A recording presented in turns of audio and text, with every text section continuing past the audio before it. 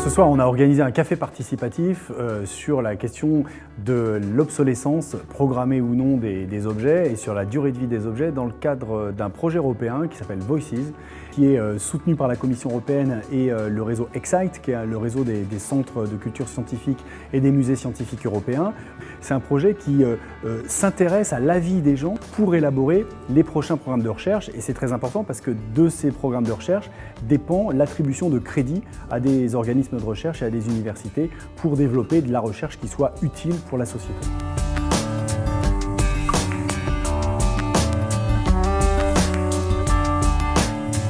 À chaque seconde, sur l'agglomération grenobloise, il se produit 7 kg de déchets. Et je me pose la question de ce que l'on peut faire de tout cet ensemble de déchets-là. Et c'est vrai que la part que les ménages remettent en place est quelque chose sur laquelle nous n'avons que malheureusement peu prise. Et donc c'est cette partie-là que nous paraît important de mettre en place.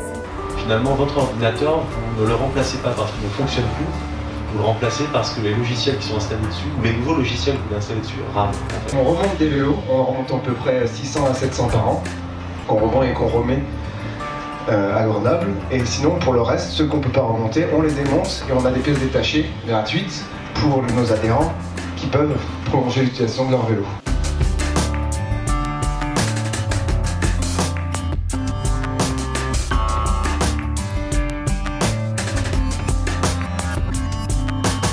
J'étais agréablement surprise de voir que les personnes qui ont animé cette session ont un sens développé du réemploi des objets, surtout technologiques, qui pourraient aller à l'encontre d'un modèle de société consumériste qui nécessairement produit beaucoup de déchets.